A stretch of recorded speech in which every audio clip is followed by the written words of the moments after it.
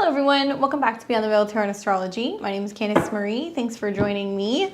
Happy Friday. Hopefully you guys are doing well. We're going to be doing live readings on the channel this evening. Give everybody a little bit of time to kind of settle in. So those of you guys who are new, welcome, welcome, welcome. Hopefully your guys' weekend is going well so far. Looks like we've already got a couple people who are already waiting. So if you guys are new to getting live readings on my channel, this is how it works.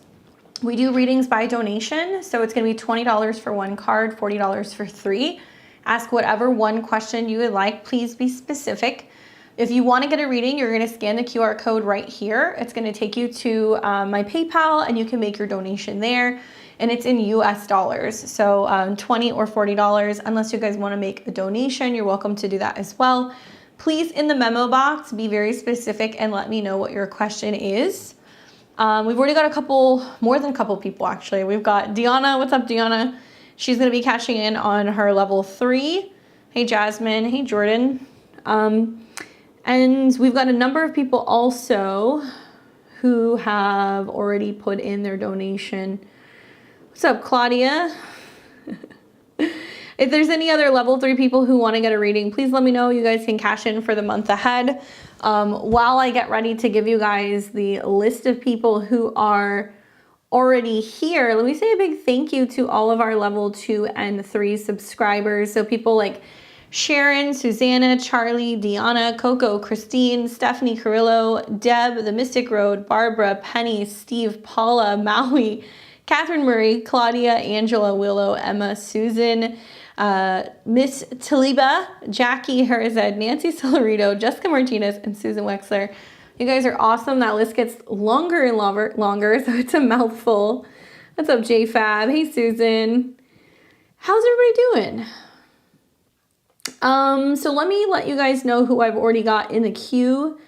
We've got Rita, Miss V, Jennifer, Janae, Sammy, Vanessa, Natalie.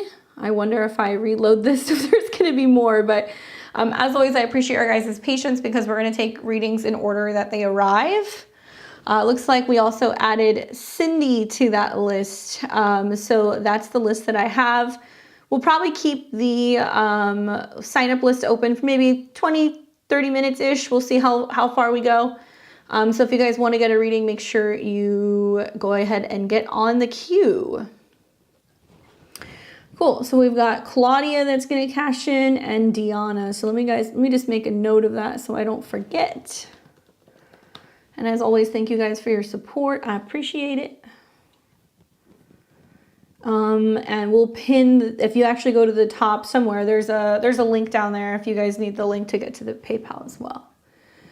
Okay, cool. So we've got Deanna. Deanna says, my mom has stopped reaching out and I'm not sure why. She moved out of the state to be closer to my sister. I distanced myself from my sis for a very good reason, but thought all was okay with mom at this point. I can leave it or take it. Any insight on what has happened? What's up, Kayla? Hey, Sammy. What's up, Marcia? So this is just my elephant memory here. But you got a Leo rising, right? And from what I remember, you've got some Scorpio placements in your 4th. So you want to be paying attention to what is coming through with the eclipse that's going to be around May 5th. So we're going to have an eclipse on the 19th in Aries, but really we're feeling both of them already. So there's going to be like a peak of energy from pretty much now till about mid-May.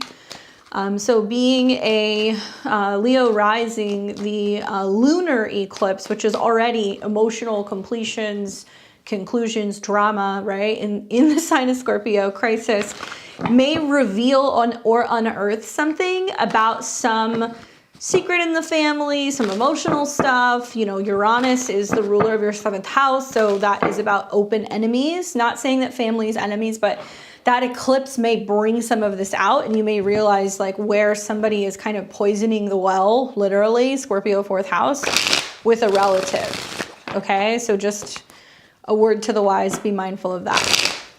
So let's ask the cards and let's see what they say in regards to the relationship stuff that's going on with mom and what to be mindful of or aware of. and maybe how to handle it.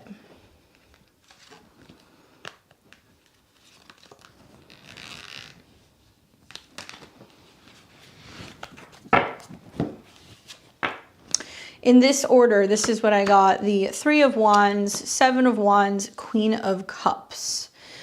So I don't really get the impression that this is a situation where there's like a problem or there's bad blood. And I'm kind of, you know, relieved to see the Queen of Cups coming up as the final card, because it does make me feel like everything is going to be fine. It can represent somebody being in their feelings. Especially like queens can be mother figures. So I don't know what sign your mom is, but generally Queen of Cups is somebody who's processing something emotionally, or there's something that's coming up for them emotionally, or it could be a Pisces, Scorpio, or a Cancer. So starting off with the Three of Wands and the Seven of Wands, I really feel like these are cards that talk about expelling a significant amount of energy. So I kind of get the impression that like moving was a lot for her, like her picking up and relocating and going to a new space, or, you know, just like being in like unfamiliar territory. The Three of Wands talks about the process of going somewhere, and like that being something that's new, but also being so consumed or focusing on the process of being on your way. So I do think that part of it is that she's still adjusting. I think part of it is also that she's exploring her new environment. And there can be a sense of her so focused on what's in front of her, or just what's going on in her immediate day-to-day, that it's like, it's not really something that is coming up for her in terms of like, you know, connecting or communicating. So off the bat, there's nothing fishy here for me.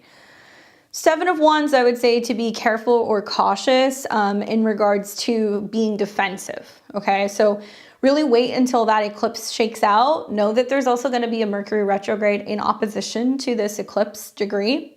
So it can mean that, you know, communicating and talking with family and kind of figuring out where they're at. Like, just be mindful of communication, because it's already going to be stressful for Leo risings, because you're going to have planets that are in all fixed signs.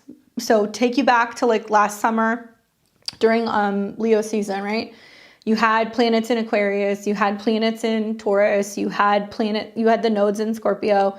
So there was a lot of intensity that was going on. You're going to see something very similar during this period, as we see, you know, the eclipses, and also as we see planets that are also going to be going through Taurus.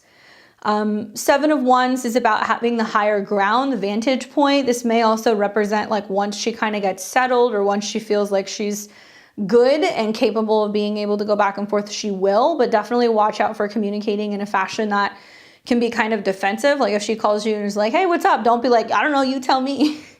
Just be mindful, because the Seven of Wands can be an energy where you kind of just like put it in somebody else's court. If you're just waiting to hear from them and you finally do hear from them, just let them communicate with you and take their time. The Queen of Cups is also about approaching the relationship in an emotional and sensitively mature manner. Okay, so it's like leaning into it and going, wow, okay, it must be really difficult with all the changes she's got going on. You know, I want to make sure that she's okay, but I'm also respecting her process. Generally, the Queen of Cups is, when it comes up upright especially, there's no problems. Your confirmation card that you get also is the Fool. So it's telling me literally she's just adjusting to what's going on emotionally. It's not contradictive of the astrology. I think it just literally, like when the full moon comes in your fourth house, your mom might feel like she's fully settled in, or she might feel like she's a little bit more comfortable. But I would also say, knowing that you're going to be having some eclipses that will be taking place in, you know, Libra, and also some retrogrades that are going to be taking place in Virgo. I could definitely see later in the summer, going into the fall, there being some like communication issues and issues with a sibling, or opportunities to kind of hash them out, especially when you start seeing the solar eclipses in Libra, because that's going to be in your third house and Mars will be there. So for right now, I feel like there is a way for you to be able to let her get settled and communicate with her. I don't think that there's anybody who's interfering in the ability for you guys to have a relationship or communicate. I would just give it a little bit of time. The nice thing is that wands move very quickly. So it's not a situation where you have to wait, you know, months for her to like come around. This will be a matter of like days, if not a little bit more than maybe a week or so. And I think that you're going to be communicating. And when you do, just remain open, because I do think that she might be a little overwhelmed with adjusting to her new environment. Okay, hopefully that is helpful for you. Keep us updated, and good luck. Good luck with the eclipse. What's up, Adriana? Hey, Empress. You are very, very welcome. We also had Claudia that jumped in there. So let's see what Claudia has to say. Those of you guys who are just tuning in, you guys can scan the QR code right here. We're going to leave it open for a little bit longer if you guys want to donate and get a reading. Thank you, Kayla. I got you. I got you too, J Fab. Don't worry, you're on my list. Okay, so Claudia says, hey, the last few times I've gotten a reading on the Aquarius, I started dating in January. Things were never solidified between us, and we had a lot of karmic lessons that affected our relationship. Last month, she said she wants to be platonic friends. Intuitively, though, I feel like there's still a connection and it isn't over. Am I right? Will we get back together? Okay, let's take a look. So in regards to the Aquarius and Claudia, does she actually really just want to be platonic friends? Is there something more that's unfinished? Is there something there? What do we need to know about that connection?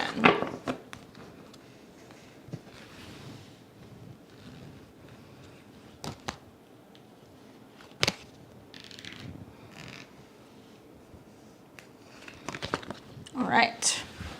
So it was in this order. Well, I think your intuition is telling you correctly.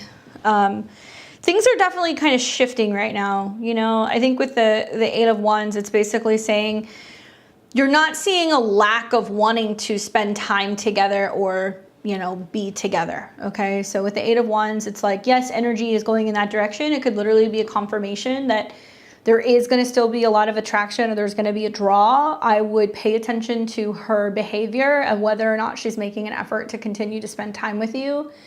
Because the Eight of Wands seems to indicate that there are going to be rapid changes, or things are going to speed up very quickly. The Hermit card is interesting because being that that's in the center position, it is saying like right now there's a lot of like reflecting.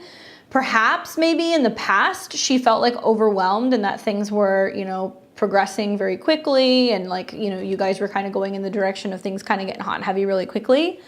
And now the Hermit card is like, okay, I need to reflect and really ask myself what I want. This is also the energy of Virgo. So it's, is it right for me? Does it fit? Is there a problem? Is this healthy? Is this, you know, working in a sense of there being an equal exchange?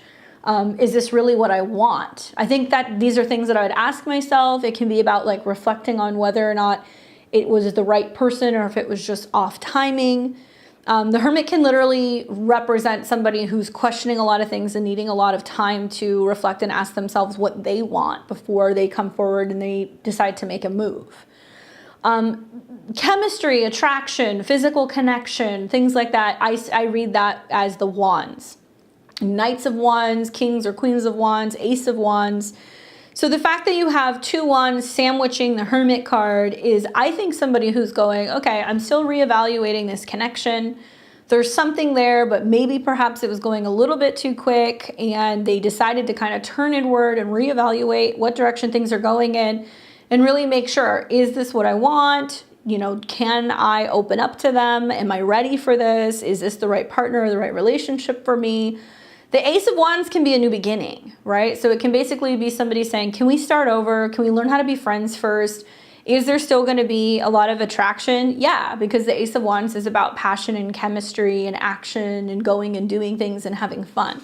And I would say, are you willing to do that? Are you willing to kind of take a step back and go, okay, I can be your friend right now if that's what you need, but understand that it's not, and I think you know this, it's not going to be easy just being friends.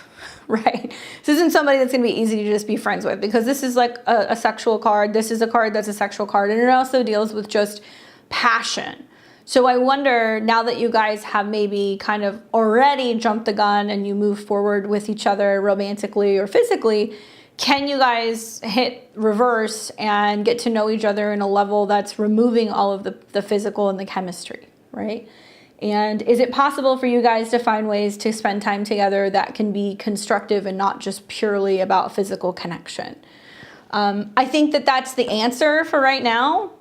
The confirmation card that I got for you is the Nine of Swords. So that's telling me that there's this anxiety that's like, wait a second, are we going backwards? Is it never going to go back there? Generally in like relationship cards, I would want to see more than just wands. And I wonder if, not that there wasn't an emotional connection, but you guys may have focused so much on the physical or the draw to each other that in order to really see if there's something there is a need to really reevaluate and give each other a little bit of space. You may feel with the Hermit card coming up that she's being distant. But I don't think that that's going to be a long-term thing. And, the Ace of Wands does represent the energies of the season. So this is like, in my mind, the beginning of summer. The Ace of Cups is the spring. So you might find right around the summertime, things are dramatically shifting and she's kind of opening up more. And there might be more capabilities of being able to connect.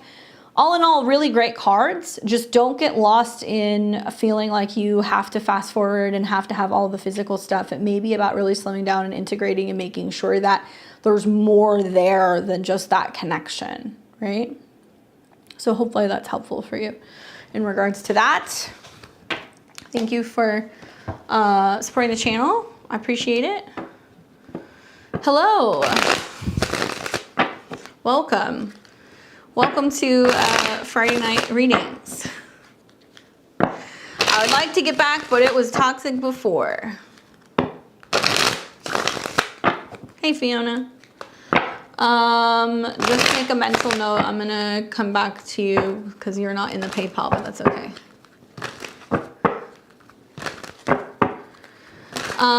If you guys want readings, all you have to do is go right down here to the QR code. You have to scan it and make your donation in order to get a reading, and then you're going to get in the queue.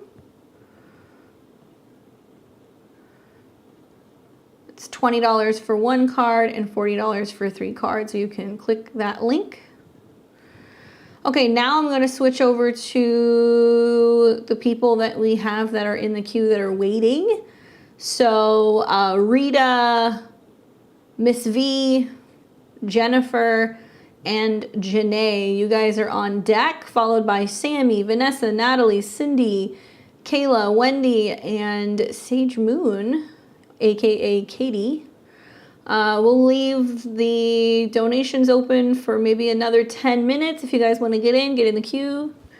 So let's go ahead and start with Rita.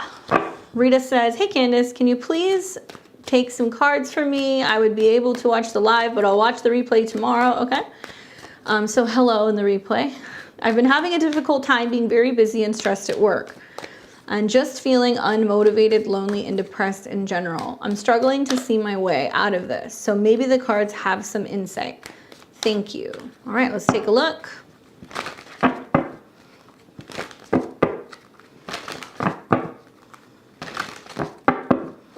So let's see what the cards say for you, Rita, in regards to this work stress, feeling unmotivated and emotionally in a bit of a funk. What are they recommending for you?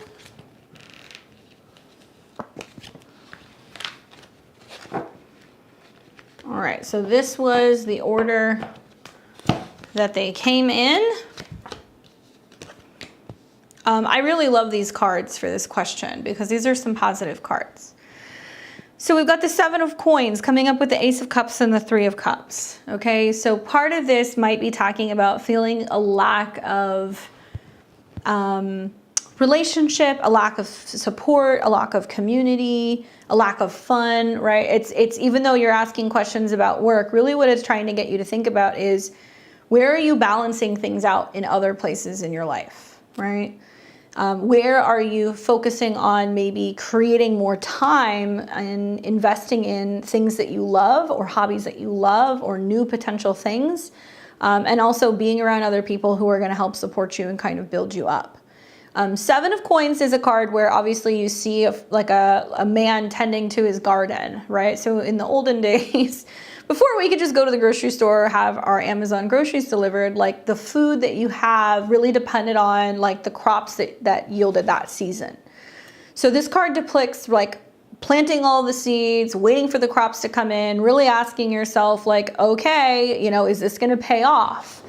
So on one hand, it talks about, I think, the time and the energy that you're investing in things. And if you're not feeling like you're getting what you need, or if you're not feeling like you're getting what you truly want, the money that you want, the job that you want, what have you, it's basically saying, are you willing to take a risk? Or are you so scared to get out of your comfort zone that you're like, no, this is all that I know, I can only do this. Seven of Coins can also talk about being very cautious when it comes to money and resources, and being like, okay, this is what I'm working with. I can't really cut back on work. I can't take a different position unless it's got a different pay. Like, it talks about feeling limited and fearful, and being cautious at the same time. So you're not gonna like throw the baby out with the bathwater and be like, I'm quitting my job and I'm gonna go and, you know, travel the world and figure out my purpose. But it is saying that there is a need for you to really kind of ask yourself, what is it about this schedule or about this work or about this lifestyle that I've created that is also keeping me very limited from expanding, right? This can also be about planting seeds now that in due time can bring new opportunities. So I wonder, where would you be 7 months from now if you started investing in some of your hobbies, or you started looking into what else you could do that would bring you more joy or bring you more pleasure, right? Ace of Cups, new opportunities for emotional growth, filling your own cup, relationships, love, opportunity. It can mean that you're investing more time into going, okay, I want to find something that's going to be more fulfilling, or I want to work with people or companies or individuals that feel like, you know, I'm having or getting more out of this particular job. I wonder if it's a matter of asking yourself, you know, what is it that I love that I could potentially do as a hobby? And what am I going to dedicate a little bit of time to? Or what am I going to invest a little bit of money into in terms of like learning new skills?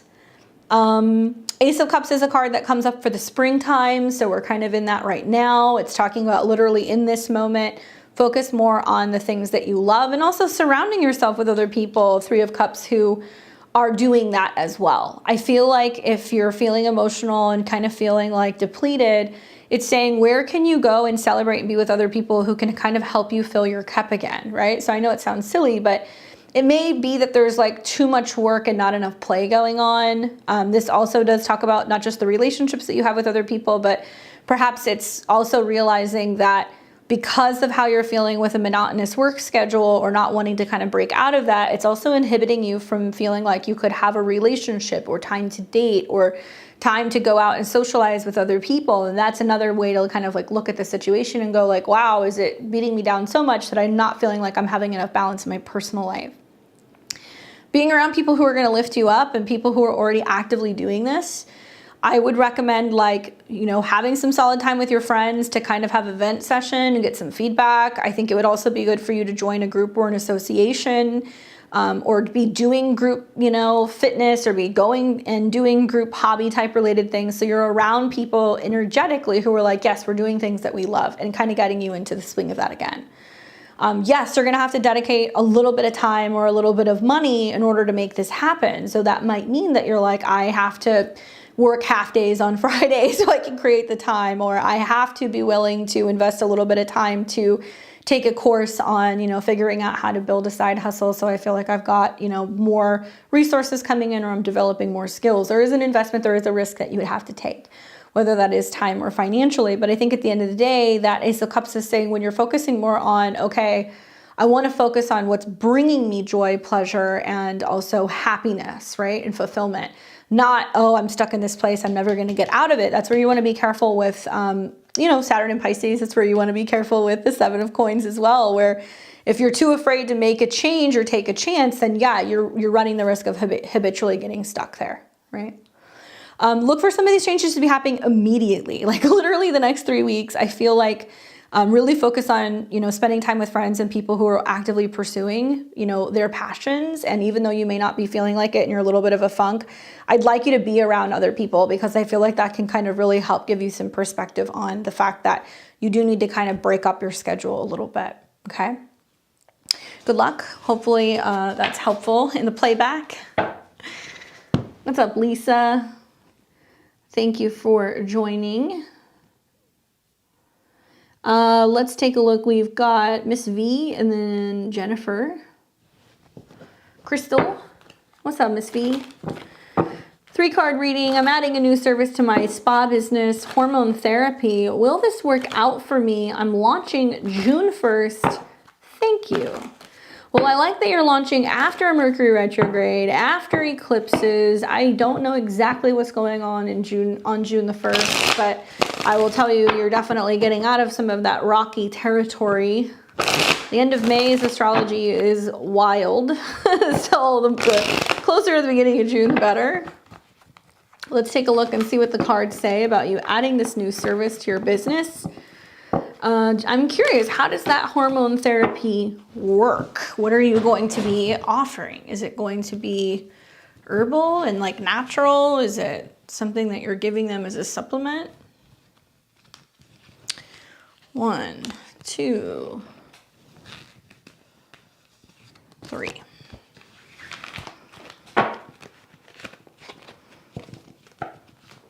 In this order is what I got. Ace of coins, 5 of coins, 4 of cups. So interesting.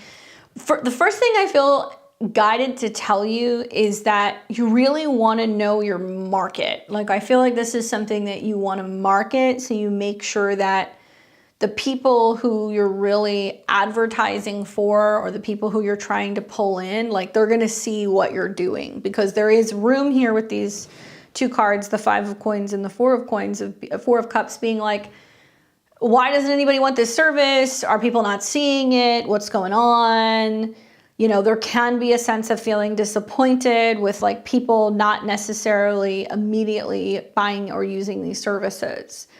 The positive though is the Ace of Pentacles is coming in. So I don't know if that means that you're really set on launching it. I don't know if that means that you already bought all the supplies, or you bought all the materials, or you've done training, or you've literally invested something into being able to offer this service. 5 of Pentacles being here makes me wonder, is it that the service itself is expensive? Because 5 of Pentacles is about getting left out in the cold. Is it about not enough people knowing that this is a service that you're providing? Is it about people kind of being like, well, I'd love to do that, but I can't right now? 5 of Pentacles is a challenging card. It can be a time where you're feeling like, man, you know, is this financially going to be worth the investment? Is it going to pay off? The fact that the Ace of Pentacles is coming up, it does make me feel like it will. It's just a matter of timing. I would not put yourself in a position where you have very high expectations for this off the bat, because I do feel like there's going to be issues with visibility.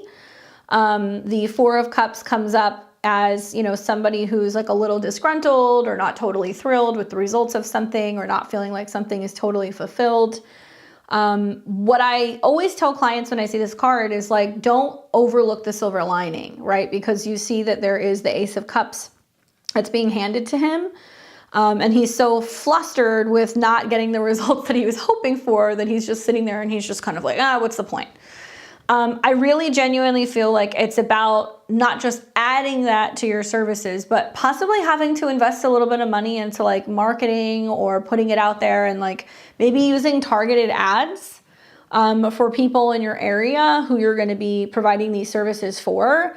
Maybe it's also going to be about really looking at what you're charging for these particular services, and if it's actually going to be something that's going to be affordable for people who are going to need them. I also feel like the other way this could play out is with the Ace of Pentacles, the 5 of Pentacles, and the 4 of Cups.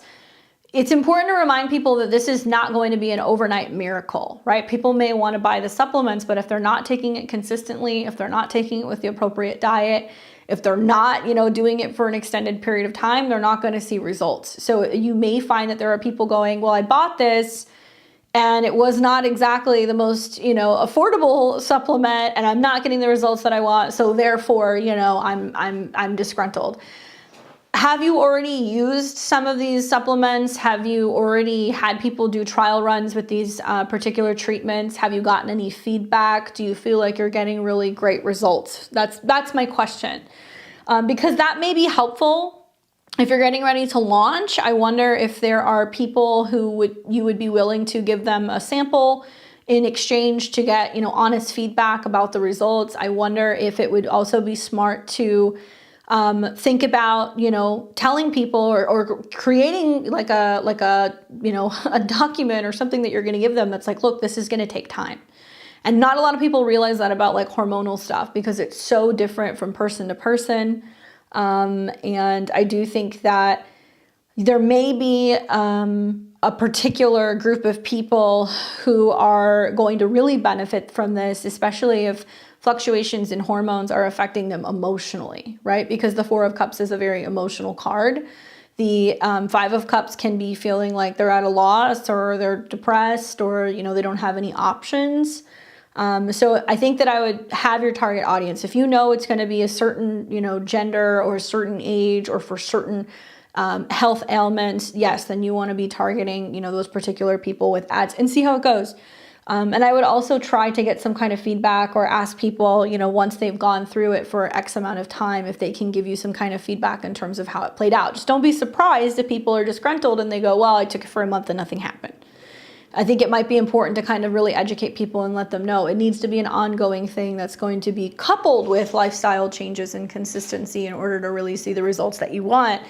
And ultimately, I think that it may prove to be something that's lucrative for the clients that want to stay with it consistently, right? Hopefully that's helpful for you, Miss V.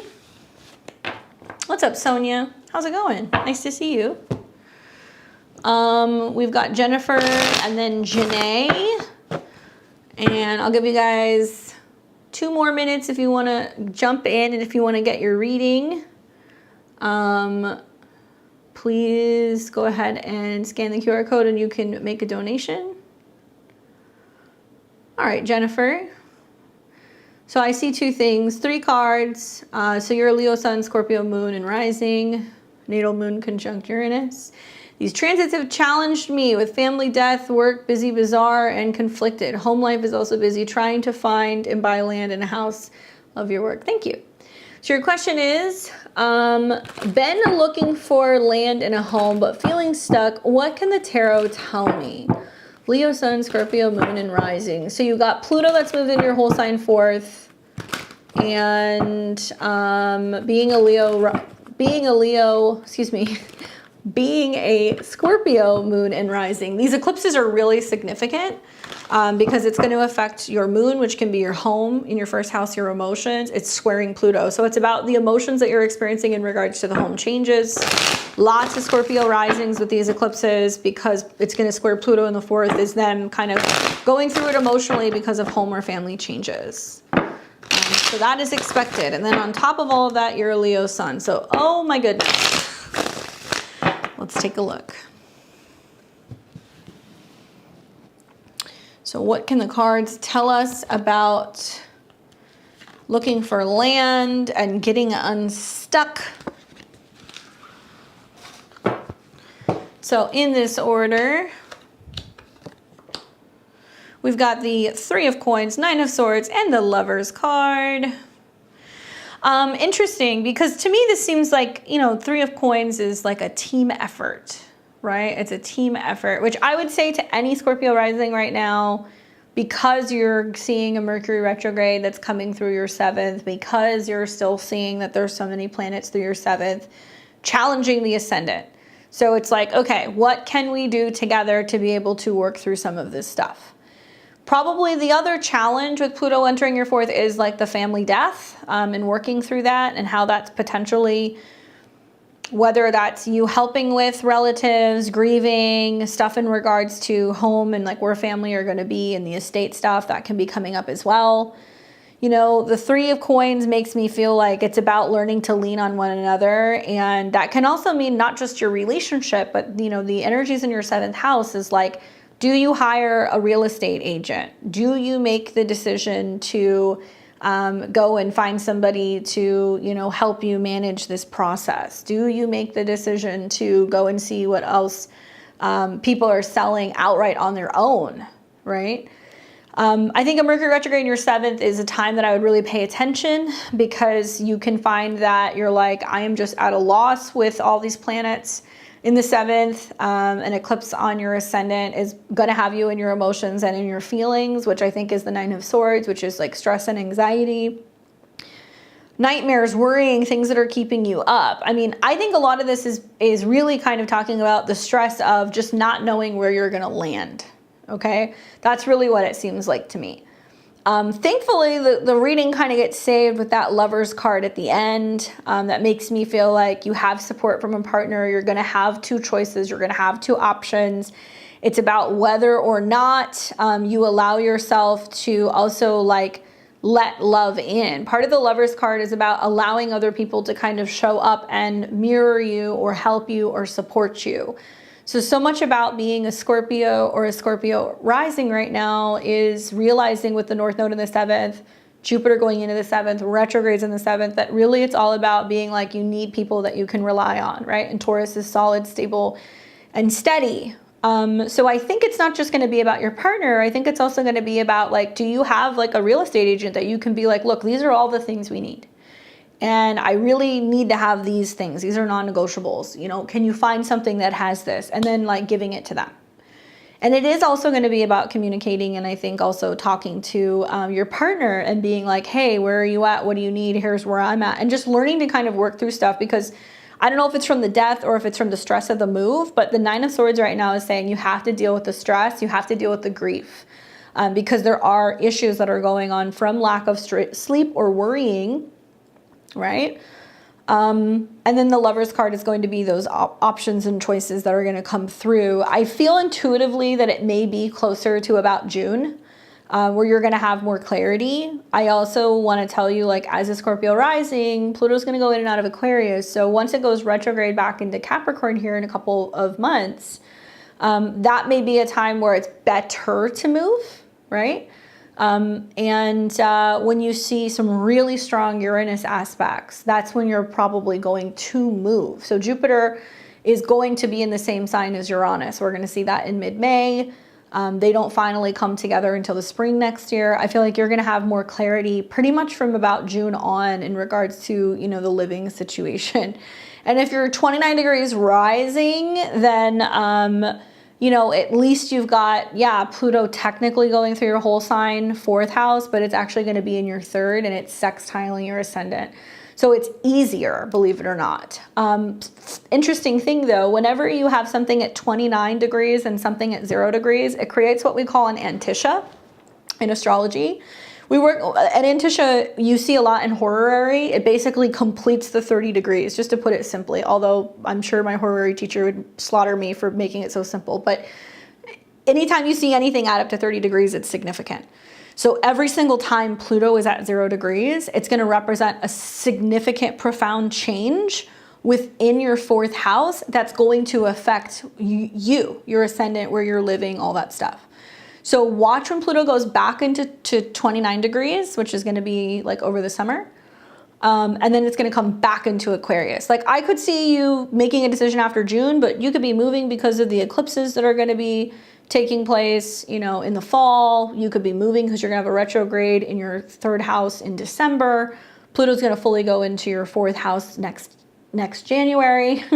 There's a lot of things, and I know that you might be stressed out right now, and I know you're looking for a place, but also like things are going to significantly change in regards to what the market is going to look like, and the more time that you can buy waiting, the better. Like I would wait as long as physically possible. For a Scorpio to move, you want to see something positive happening. Well, in June, you're going to see trines to Pluto in your whole sign 4th. In, you know, September, you're going to see trines from Libra into your whole sign 4th. These might be better times. But right now, focus on like treating this like a triage situation. Grief, emotions, stress, that all needs to be dealt with first before you make any big decisions with what's going to be changing in regards to the living situation. And trust that you're going to have the support that you need, and you're also going to have options. So I think it's going to play out a lot better than you think. But it's about learning to kind of delegate tasks to other people right now in your 7th house and asking them how they can help you, right? As I'm looking at your card, I'm looking at, this is my card of the day. I pulled the exact same card, so we're in the same boat. Good luck. I hope that's helpful. I appreciate you too. And that's the last call. If you guys want to get in, we're going to close the readings. Okay. So let's see who we've got here.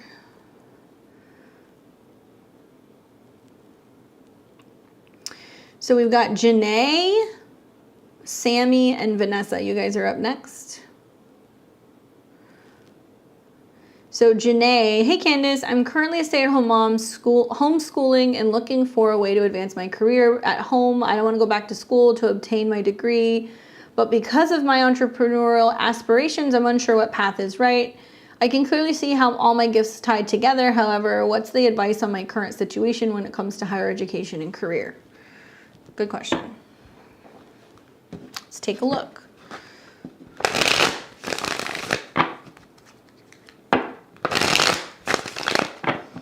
So what advice can you give Janae in regards to her educational path and what direction she's going with her career? Last call, guys. We are now closing the readings. Ooh, I like this card for you. This is the second time that this card has made an appearance. I have a feeling this is going to be the card of the evening. Ace of Wands. Ace of Wands talks about taking action, taking the first step, initiating something, being like, okay, what am I passionate about? Ace of Wands is, I think, very entrepreneurial. I also feel like it's about the very beginning process of planting something, right? Because aces are about something new. I think it's about, especially in the summertime. So you may find that this is like July, August that you're kind of making some of these moves. It can be more creative. So I wonder, like, is it artistic stuff? Is it creative stuff? Is it things in regards to helping other entrepreneurs? Is it going to be about you taking your creative, your creative ideas and being like, okay, I'm putting them into action? Fitness may be another thing, or things that involve action, creativity, passion, parties, coming together. It's a fire element, right? So it embodies the energy of Aries, Leo, and Sag, which are all energies that represent life, right? But these burn. So you have to do something that you're going to be feeling like is going to give you the opportunity to be the most expressive. This is not a card that's like, yeah, go and get a 4-year degree. This is a card that's like, okay, what can you go and do quick, or what can you go and do to learn how to be able to expand some of your more creative entrepreneurial energies? Taking the first step. That's really what comes up with this card. So I kind of feel like you're going to be doing that over the summer. I wonder also, because the wands can be people who paint, they could be people who draw, people who design, people who write music, they paint pictures, people who, direct things, like something that you could actually physically do with your hands, or things that you can start to put together. So it can also be about like crafting and creative things. And what I love about the Ace of Wands is that it's literally a rod that you plant in the ground. And once you plant it, it then begins to grow. So I wonder, is it going to be something that you start that grows into something else? Like, is it a business where you're creating one thing, but then it turns into this whole business where you create all these other products? Because there's a lot of room to grow with this kind of coming up. And I do feel like this can also be about you taking chances and getting outside of your comfort zone. So while it's not really more about education, it can be about, well, do you go and take an entrepreneurial course? Do you take a workshop on marketing? Do you go and take a workshop on opening your own online store? Do you decide that you're going to start a small business that's going to be somehow tied to entertainment or creativity or something involving, having fun? It has to be something that starts from a passion. That's where you're going to find that there's going to be the most growth from this. So it may not be the traditional path, but focus on ways that you can be learning how to actually grow things. So look more into like marketing and things in regards to growing a business. Okay. Good luck. Hopefully that's helpful. Readings are now closed if you guys missed it, so you have to catch me next week. And now we've got Sammy, Vanessa, Natalie, and then we have got, let's see, Fiona. I did not forget about you. Sammy says, hey Candace, I'm a Sag sun and moon, Pisces rising. I had a pretty unpredictable love life. Most recently, a past love returned only to leave just as abruptly. Will things stabilize soon?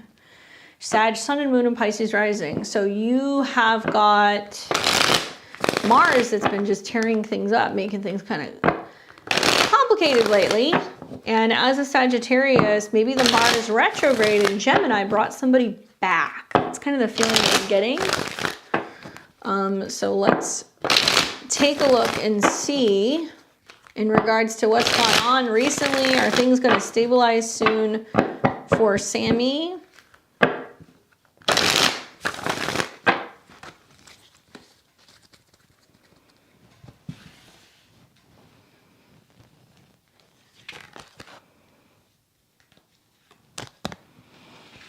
All right, so in this order, interesting stuff. King of Cups, Five of Cups, Page of Wands. So could not be more kind of bang on with what happened. You have the charmer, the King of Cups that comes in, that connects, that kind of like wines and dines or says all the right things emotionally and tells you, you know, how they're feeling, or tells you, hey, maybe I'm like really committed this time, or I'm serious. And honestly, really did seem that way. So don't be beating yourself up, because I could definitely see with the Five of Cups and the Page of Wands that you're beating yourself up, kind of being like, what was I thinking? How did that happen? You know, if he's coming up as a king, even if that person left as quickly as they came in, there is a possibility that there was some actual real emotions there. They may not have been as stable or as ready as they portrayed, but there were some feelings there. And I don't know if it's because you guys had ties to the past or what, but like, I don't think it was all, you know, just a smoke and mirrors show. Then we have the Five of Cups, which is sad, you know, feeling disappointed because something didn't work out. You've got the gray background, the cloak, which does represent kind of feeling like you're in a hole emotionally. Three of Cups on the ground, spilled over, questioning, is it another person? Was there another person involved? What happened? Like, is there going to be another person for me? And the Two of Cups is behind you. So remember, this is a minor arcana card, so it can change. Like, you can pull yourself out of the funk. You can feel better. Things will stabilize. Especially considering that the Page of Wands comes up as the final card. So for a Sagittarius, that's a great card because it's saying like getting your groove back, maybe needing to go on a trip, needing to get out of town, like needing to kind of find yourself a little bit, allowing yourself to kind of venture out, play, feel more creative, feel more willing to take risks. Pages are curious, younger energies. So it can also represent somebody who is younger who comes in that can offer you an opportunity to just kind of like unwind and have fun and kind of be like a playmate. It doesn't have to be romantic.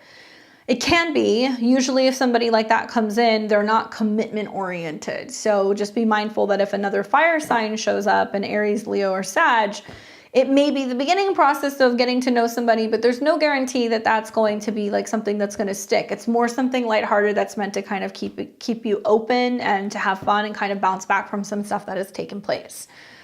If it's you, then it's basically saying that you're learning to trust yourself again, you're learning to play again, you're learning to have fun and not take life too seriously and come out of this situation and feel like you can have a little bit more freedom.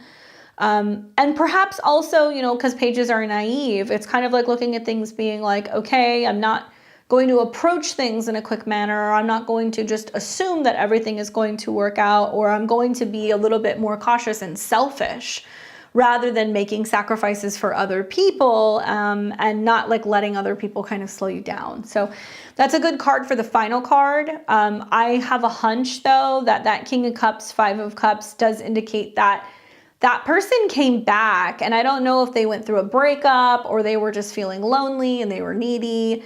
They haven't worked through their past issues in relationships, and they came in anticipating that you were going to give them a chance and that you were going to fill their cup, and it was great for a while. And then when they got what they needed, they were like, peace.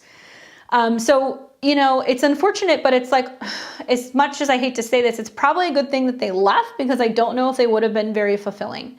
Knowing that they had stuff that they hadn't worked through, and it potentially could have been a problem down the road because they were looking to kind of get their cup filled through another person. But really at the bottom of that, there's some issues that they haven't healed or they haven't dealt with.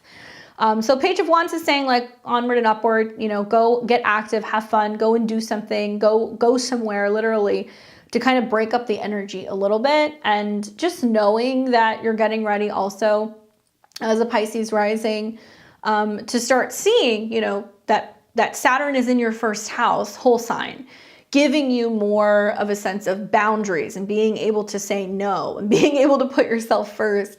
I think it's going to be really helpful kind of moving forward, and knowing that it's okay to be kind of selfish and not just immediately let people in, right? Hopefully that is helpful for you. Hopefully that is helpful. Let me see. I'll give you guys a rundown of who I have next. Thank you, Sammy. Vanessa, Natalie, Cindy, Kayla, Wendy, Sage Moon, Christine, Lisa, Christine, again, Juliana, Rasmita. Am I saying that right? And that was the cut. So that is everybody for the night. Readings are closed. Good luck, Sammy. Hope you feel better. So Vanessa, Natalie, and Cindy, you guys are on deck. For Vanessa, I have, hey, I just wanted to get some clarity on why the DJ, who's a Virgo, is so into this girl he's dating. Is it genuine? Does he have ulterior motives? He started posting her on Instagram about 2.5 weeks after we stopped talking. What got him hooked on her? He seems very committed. I guess deep down, I'm just angry he moved on so quickly. All right, let's take a look. What is going on with the Virgo DJ?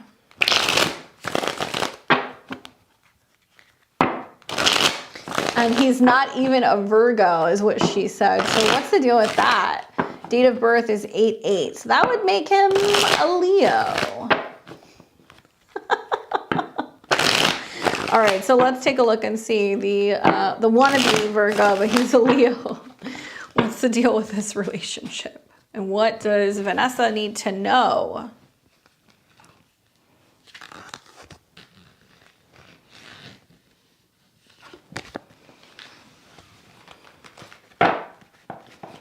All right, in this order, this is what I got. So off the bat, we have 2 major arcana cards, which is kind of a big deal when you have a 3-card spread. So that's some really big energy that's showing up.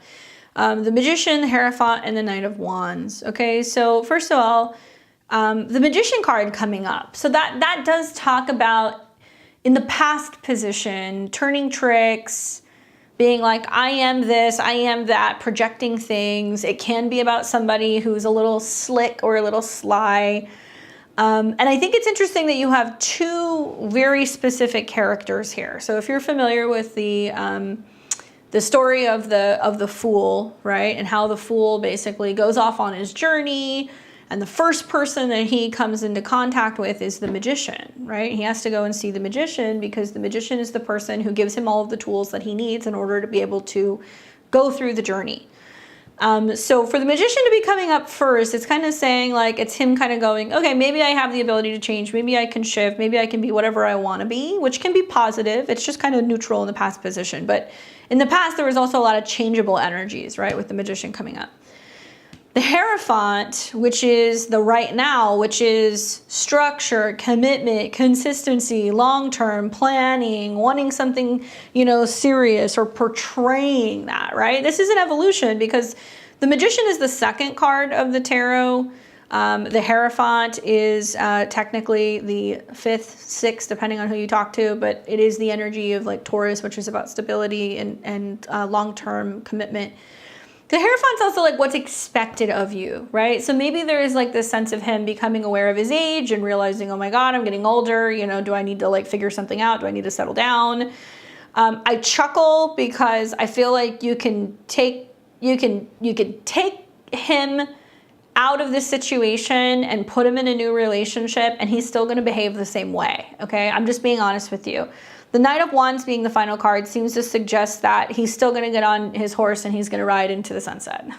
That is not a very commitment-oriented card. So it does seem to suggest that maybe old habits die hard, that right now he's really focusing on, well, can I change relationships? Can I change as a person? Can I be different? Can I try the whole commitment thing and see how that goes down, the Hierophant? But the final card being the Knight of Wands is, impatient, reckless, wanting to travel, wanting to have fun, wanting to also keep his options open, and wanting to feel like he can go and do as he pleases. It's not a Knight that really deals with staying committed. So it can talk about that he gets a little impatient, or he gets a little uncomfortable or wants change, especially around May. And the Page of Cups does talk about there being an emotional connection there. And I think that is valid. There is something there that's emotionally connecting him. But ultimately, I also feel like it's him with that Page of Cups as a confirmation card, like being in love with the idea of love and thinking that, you know, things are going to pan out. If there was like a cup card coming up here, or, you know, an ace, or, you know, something that's like more commitment oriented, like the Ten of Pentacles, I would be like, look, he is looking for the long term. I think right now in his mind, he's thinking I can change, or maybe I've met somebody who can change and it can spark something where I'm more capable of committing.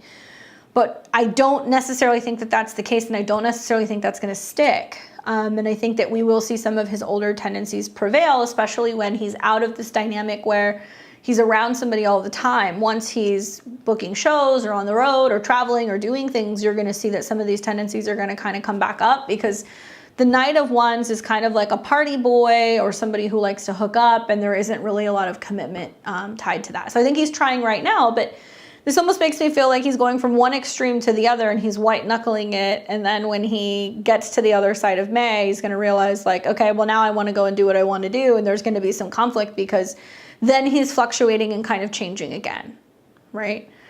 Is there emotional connection there? Yeah, but I'm not convinced by these cards, because there aren't any solid earth pentacles or, you know, aces of cups, 10 of cups that are coming up, making me feel like this is going to be a solidified relationship. I think this is somebody who thinks somebody can change him, or that he can be a different person, and he's trying, and I think he'll get an experience out of it. I think there's going to be a lesson in that.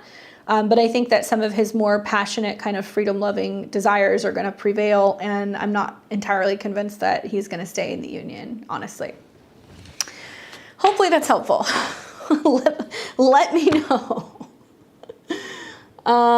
We've got Natalie, and then Cindy, and then we will have Miss Fiona.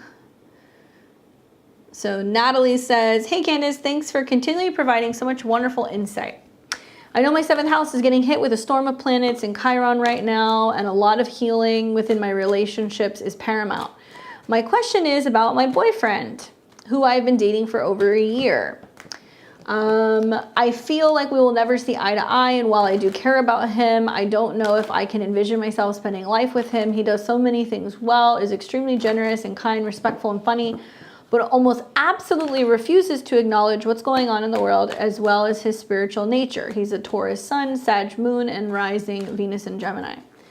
He turns 40 in a few weeks and is suddenly wanting to have kids and get married. I keep having this subtle pull to say no, that he isn't the one. I even had a dream where I felt like some other man was trying to contact me through telepathy to tell me he was the one, not Ari. Even though Ari and I's lives are very intertwined. Oh goodness. Okay. So, you know, being a Libra rising, and now Pluto is going into your 5th house, it can be about transformations of the heart, changes in regards to romantic relationships, you know, power struggles and things that are coming up also in regards to relationships and children. That's all pretty common. Knowing that he is a Sag moon and rising, you know, Saturn is going into his whole sign 4th. So it's like, where am I living? What am I creating? What am I building? And as a Sagittarius rising, North Node eclipses are going to start kicking in his 5th house, and Jupiter is there. So it's like Saturn in the 4th, eclipses in the 5th. It's like getting serious about home and having kids. So in his astrology, it makes sense. I'm not saying that that means that you should do it. I think there's something to be said about the fact that you know that you're super tapped in, and if you're having dreams about somebody else trying to get through to you, I would take that seriously. I think that with North Node eclipses in your 7th, you know, the North Node is bringing someone in that you have yet to meet, because the North Node is mysterious. So for Libra rising, it's about significant people coming into your life, even if you're in a relationship, if you're with the wrong person. So even if you're in a committed relationship, married, whatever, other people are going to start showing up if you're not happy in that relationship. 2 is also you have Jupiter going into, you know, it's staying in your 7th house, and it's going to come into contact with Chiron, or it's hovering around Chiron right now, just past it. So yeah, there's this flavor of wounding in relationships. So I would really pay attention to the solar eclipse that you're going to have as a Libra rising in your 7th house, because solar eclipses are about action and fresh starts. So if being a Libra rising, you're having an eclipse in Aries in your 7th, you're going to see partners start acting impulsively and very selfishly. And if you don't like the way that they're behaving, you're going to be like, I'm done with this relationship. I also feel like the second eclipse that you're going to have in Scorpio around the beginning of May is going to be about what you truly value, right? So sometimes when we have a South Node eclipse in the second, we let something or someone go. So you are kind of in a window right now where if you don't feel like that's the direction you want to go in, because that's where his stuff is going, you can choose if you want to go or stay. You also know that Pluto in the 5th house, trine your ascendant, can be about whether or not you have changes in regards to matters of the heart, about being married, having kids, all of these things. So as a Libra rising, sometimes the North Node eclipses in the 7th and the Jupiter transits in the 7th is like somebody suddenly wants to get married and then they want to do the kid thing because of the sextiles to Pluto, right? So it just depends. You've got somebody who's got really good astrology for that right now if that's what you want to do. I will put it that way. But let's see what the cards say. I think your intuition is right. I think that there are 2 people. It's coming up that there's 2 people. You've got a King of Wands and a Knight of Cups. Knowing that he's a Taurus sun and you're a Libra rising, that's not the easiest relationship because you've got somebody whose sun is in your 8th house. So it's going to be about really talking about change and transformation and overcoming some of your fears. So I wonder, are some of the things that he wants, are you afraid of those things? And does he bring that up so that way you can sort through it, right? Just food for thought. 2 of Coins is like, do I do this? Do I not? Do I stay or do I go? Like, what else is out there? Is there another person?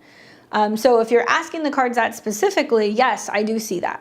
The King of Wands is really kind of insinuating that there may be this, you know, Sag type individual that's in your life now, Sag sun, Sag rising, whatever, excuse me, the Sag moon, Sag rising, but there is another person because this is in the future position. So the Knight of Cups is Cancer, Pisces, Scorpio energy, could be sun, moon, or rising. It could be somebody who's got a really prominent 4th, 8th, or 12th house stellium. Somebody who comes in around their element. So you want to see what's going on around June or July. Sometimes Pluto going into your 5th house can bring somebody that you're wildly passionate about, right? So you want to look at where is Mars going? What is Mars doing over the next few months? You know, a big theme for you is now Mars is no longer retrograde. So after the last, you know, several months of Mars being retrograde, it's like, well, do I want to get married? Do I want to live with somebody? Do I want to do these things? And I think he was working through that too. When you start seeing Mars make trines to your 7th house or, you know, sextiles to your 7th house, that's when you're going to start seeing things that are going to happen, or your 7th house lords. You want to look at your natal Mars as well.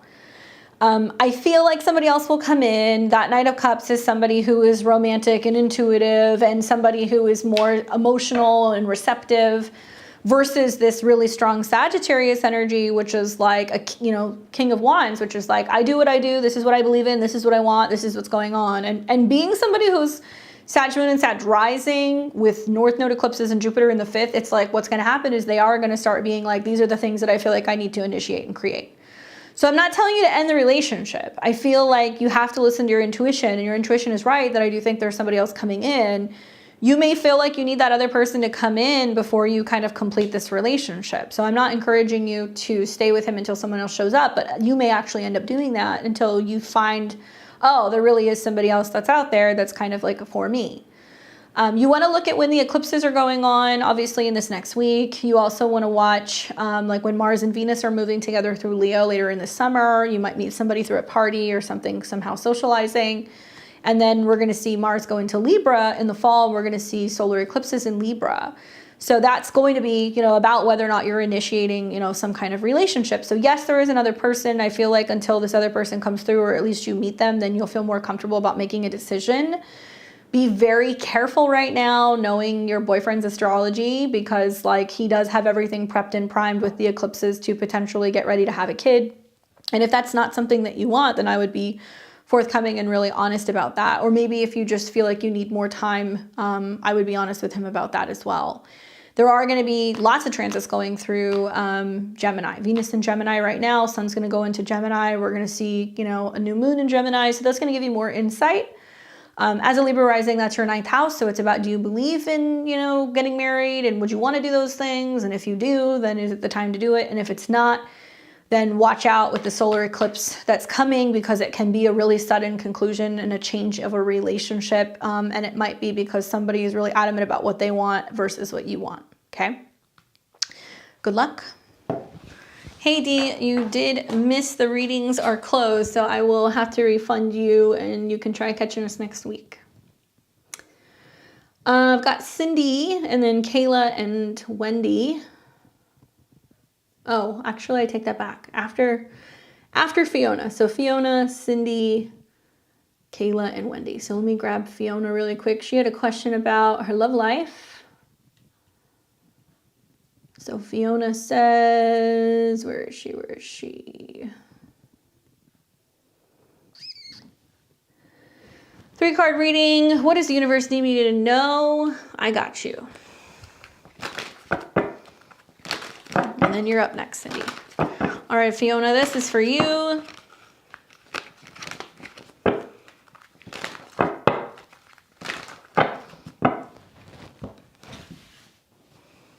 What does Fiona need to know? It's almost her birthday time. This is interesting. It was in this order. Is love on the horizon, even though you weren't really asking about that. Ace of Cups, 2 of Wands, Hierophant. I see this as basically like being heart open. Ace of Cups is like, what is new that's coming in? What do I love? What am I passionate about? It can be an indication of a new relationship. It can also just be about being more emotional, sensitive, and open and receptive to what's coming in. Then you've got the Ace of Cups coming up in the previous position. So I don't know if that's been you being like, I'm open for it. Is it coming? What's going to happen? Maybe you've been waiting for it. And then we have the 2 of Wands. So the 2 of Wands is like, I'm not waiting for that to happen. I am going to keep on with my path. I'm going to keep moving. I'm not slowing down for a relationship. I'm not going to make sacrifices for a relationship. If somebody's going to come in, they're going to come in, and I'm going to either meet them while I'm traveling, or they're going to kind of just, you know, blend into my pre-existing plans. 2 of Wands is about being optimistic about the future with where you're going. So it can be an indication of moves, relocations, traveling, going and seeing what something or someone is all about. So if there has been an emotional connection, you might be going and traveling and meeting them, or vice versa, to kind of see if there's a connection there. What I like about this in the current position is that he's holding the globe. So it's kind of like, okay, well, you know, I'm free to do anything. What am I going to do? Options, choices. It talks about this especially over the next 2 months, followed by the Hierophant. So I wonder, is it you kind of looking at this going like, okay, I'm not in a situation where I'm in a serious relationship. So do I need to go places and see if I meet somebody? Do I need to go places that might have the type of people that are looking for what I'm looking for, that may be more traditional? When the Ace of Cups comes up with the Hierophant, it can be an indication of like serious relationships and commitment that could lead to like true love or marriage, things that are more traditional. Obviously, the Hierophant is your card, being a Taurus, but I think that coming up in the final position is kind of suggesting that you're in a period of like really not just craving and looking for, but really requiring stability, consistency, long-term commitment, wanting somebody who's like looking for some of the same foundational things that you're looking for. I love the Hierophant coming up for you there, because I feel like there's a huge turning point that's going to happen for you in May. I also feel like this is a really strong time in regards to you investing your time or your energy in things that you're really passionate about. I feel like this can be the emergence also of like a new position or a new job or something within society that's about you putting time and energy into what you love. The Hierophant also can be talking about going and consulting and getting advice from someone. So it can be like a teacher or a priest or, you know, somebody who's like a mentor who's going to give you more insight or support. I got to shuffle this so you can have a different bottom card so I can tell you what the confirmation card is. And I also have this feeling that it's going to be like you just getting really clear through your travels the next 2 weeks, 2 months about just what your bottom line is and what you need. So the card that I got for you, the confirmation card, is going to be the Four of Coins. So that's basically telling me like not being willing to bend, like really having high standards, low expectations. So obviously you're not getting your expectations kind of trampled, but really getting clear with like what it is that you need for stability. And I think that this is also perhaps traveling places or going places where you feel like you're going to find people who are going to have stronger values in regards to what life they're trying to create or build. Maybe finding people that may be more conservative or more traditional. That definitely comes up with the Hierophant as well. And I think that this can be a pursuit of going and finding, you know, what it is that you love or where you love living or the projects that you love working on. But what may come with that might be somebody who's going to be really serious in regards to a relationship, which I would also say for a Libra rising and Jupiter going through your 7th house stuff as well. So you also have some of those transits that kind of mirror that. So watch for that Jupiter transit in the 7th because that can definitely bring a long-term committed relationship. But generally, that could also be somebody who's a foreigner. So good luck. Thank you, Melissa. I'm glad you like it. Thanks for picking one up. So we've got Cindy, Kayla, and Wendy. Cindy. 3 cards on love. She's an Aquarius sun, Leo rising, Libra sun, Aqua sun. It says Aqua sun, Leo rising. You mean Libra moon? So Leo rising, Aquarius sun. I'm going to assume you're a Leo moon. I'm not sure. Heartbreak. Single and looking for the one. Well, let's take a look. Leo rising, Pluto going into Aquarius. Yes, that can bring some heartbreak. That can bring some challenges in a relationship. So let's take a look and see what the cards say for you, Cindy.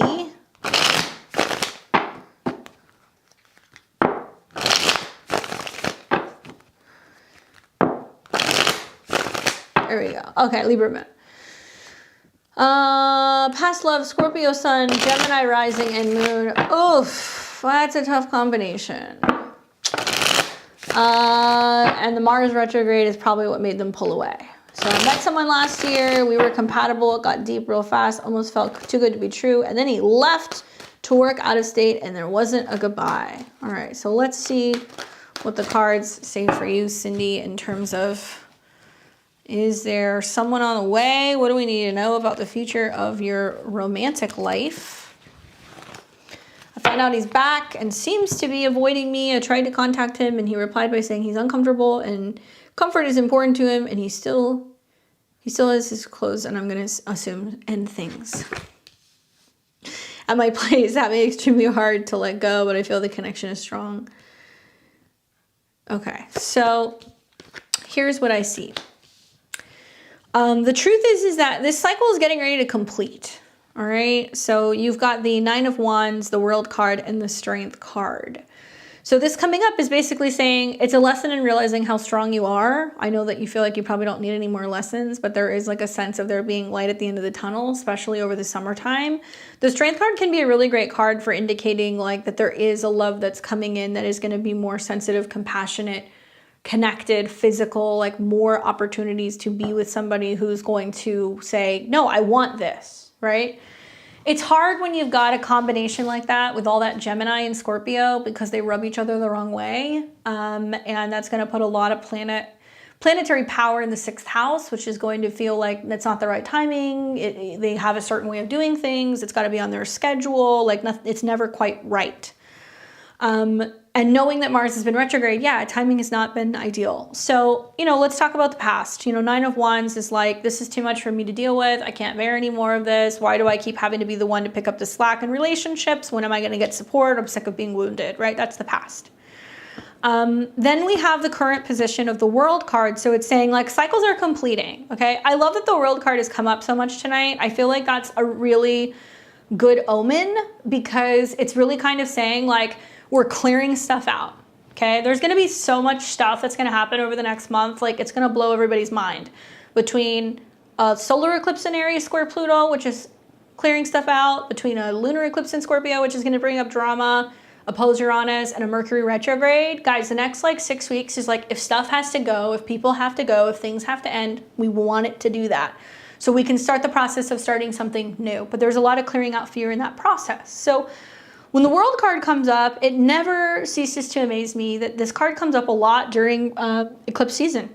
Because it's like, look, we got to keep things moving, right? Especially with this card, we see the fixed signs. So we see Taurus, we see Leo, we see Scorpio, we see Aquarius. So it's basically saying, hey, we're having eclipses during eclipse season in the fixed signs where we feel discomfort and we know that we have to go through this change because the squares that happen within the fixed signs are what really propel us forward.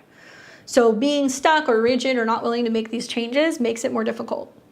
So right now with the World card, it's saying it's cycling out. You have the option right now to turn them loose and let them go if that's what you want to do. By doing so, it looks like you're going to be rewarded, not only with feeling like more solid on your own, but I also feel like the Strength card is like really realizing that the strength is not a physical strength, it's an emotional strength, and also knowing that you have to really put yourself first. You have to look out for you, right? Especially being that Leo rising. There is a need for you to kind of be like, I am lovable, I am capable. I'm really excited knowing that you're Leo rising with the transits that are gonna happen over the summer in July and August, when you see those retrogrades over your first house and you watch them all square Jupiter, Uranus in your 10th, and you have like this grand glow up and you realize that you have to choose you. And if you do that, it's going to be really positive for your image, for your self-love, for your body, for your appearance, but also for your career. And you're going to attract a lot more people. So it's going to be really cool for Leo risings to go through that glow up. I think it's going to be about getting everything you wanted. So that Strength card kind of confirms that. There can be a love affair that can come over the summertime. That can be something that happens. You might meet somebody else who's like a Leo, sun, moon, or rising. But this cycle, right, what Scorpio eclipses teach us is like we have to kind of end things and kind of clear things off so we can receive all of the new life or romance that comes with Leo. So you may find as early as July, August, September, these things are really starting to hit home. Keep taking into consideration right now, okay? Jupiter's going to go into your 10th house. It's going to square Pluto in the 7th. So you can't have people in your life that don't want to be public, that don't want to hold your hand, that don't want to commit to you, that don't want to be Facebook official. You need people who want to do those things. So if he's not ready, I would say work with the World card, let him kind of flush himself out a little bit. Yeah, it's difficult, but probably one of the best things that you could do energetically is throw all of his stuff in a box and ship it to him and send the message home that it's not that you're waiting for him, that you're closing that door. Right? So you don't have to wait and do the exchange and the back and forth with him. So you can just send him all of his things and send him on his way and start getting back to focusing on what you can be doing to be creating and cultivating what you need personally. And part of the strength is giving that to yourself, not waiting for him to come back and give you that closure, right? Hopefully that's helpful for you. Good luck. Sending you lots of healing vibes for that broken heart. I would say get some rhodochrosite. Well, there's a nice donation bin with his name on it. That's the way to handle it. Oh, you didn't want your stuff? Well, somebody's wearing it. At least it'll go to somebody who'll appreciate it. I've got Kayla, Wendy, and then Sage Moon. You guys are on deck. I can't tell you how invigorating that is to just donate all of somebody's stuff. I highly recommend it.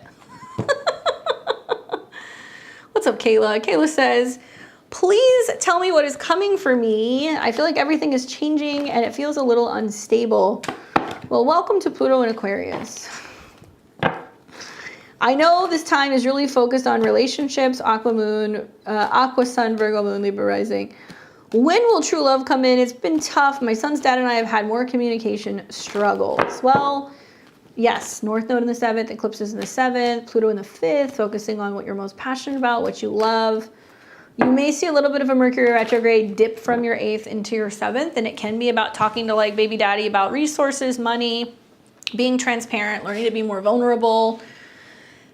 That's uncomfortable. I'm just gonna be honest, because being a Libra rising, you know, Mercury rules your 12th house of Virgo, where your moon is, so it's your emotion. So when Mercury goes retrograde in the 8th, it's like dealing with endings, emotions, changes, security, intimacy, joint resources, like, you know, processing things psychologically and emotionally as well. So it's an uncomfortable time. However, the energy from, you know, Pluto in your 5th, trine your ascendant, North Node in your 7th, Jupiter in your 7th, it's all about learning to have support. And whether it's from partners, therapists, your readers, you know, a mentor, a teacher, somebody who comes in that's like who you can talk to about this stuff. You're going to learn the value of having people who are on your side. So let's see what the cards say. In this order, wow, the Ace of Cups has come up a bit, huh?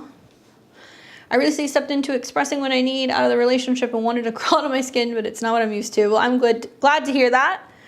We have Ace of Cups in the center, 8 of Wands, 3 of Cups. I mean, I love that this is really screaming that you're really interested in talking to people about where you're going, not where you've been, right? Where you're going. So 8 of Wands is the energies are rapidly kind of speeding up. I feel like maybe it's that you're feeling like these things are, you know, really changing quite quickly in regard to your relationship with other people. I also feel like this is impatience and frustration coming out, and kind of feeling like you're you know, like you talked about your skin kind of crawling. Yeah, it's being like, if these things don't change, I'm going to lose my mind. Moving forward, this is what I need. Yeah, 8 of Wands. So you already made that decision energetically. And I hate to break it to you, but when you make that decision energetically, the universe is going to respond to that. So when you're like, this is where I'm going, the universe goes, here, we're going to throw all of this at you because that's where you're going. I think that a lot of this is also about love and nurturing and support.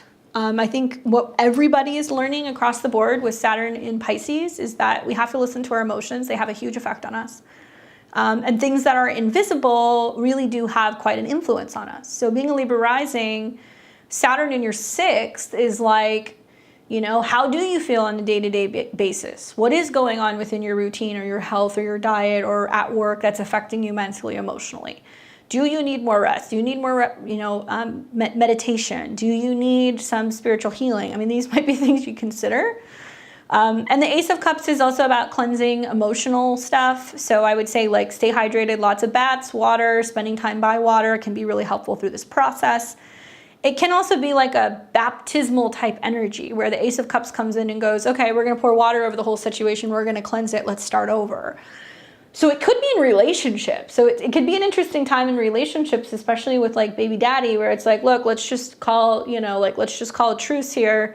Let's just put the past in the past. Let's try to be, you know, good to each other and see what we can do to be able to work together in a relationship.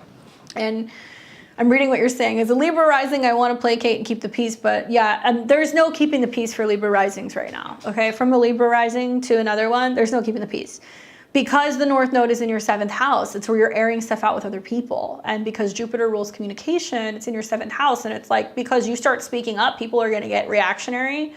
And I'm not telling you to start a riot, but I am saying that these things are coming up because you've been holding back saying them. So if it causes conflict, what Aries teaches you in the 7th house is a little bit of conflict can like literally ignite a situation where people show you who their true colors are. So people who fight for you and for the relationship or for you, people who are pushing back and they don't want to hear what you have to say.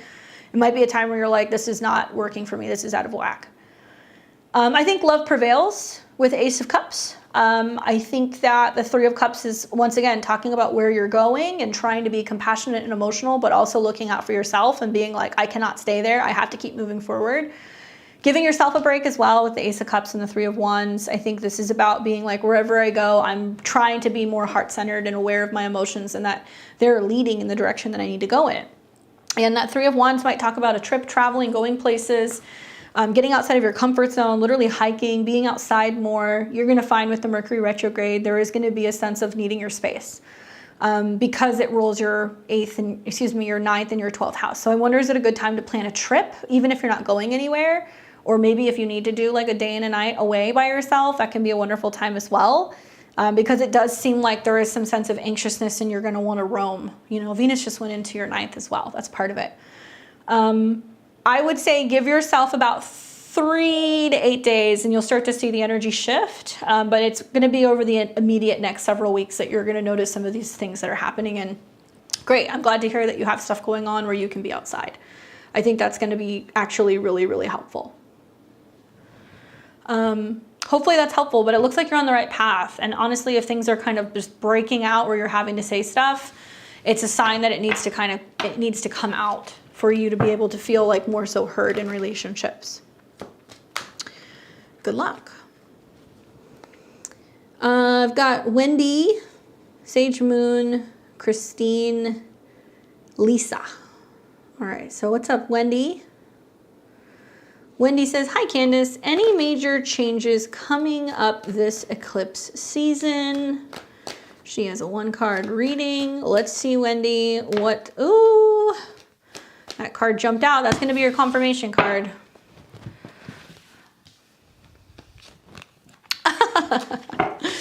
Five of Wands, 2 of Swords. Honestly, and I would say this just in general with the eclipses, nobody gets a pass, okay? When we have eclipses, everybody goes through it. When we have planets square the nodes, everybody goes through it. But the card that you pulled is the 5 of Wands, which is about working through conflict, working through challenges, feeling like you're having to fend something off, feeling like you're having to kind of, you know, defend yourself where there is some kind of conflict or combat that kind of comes up.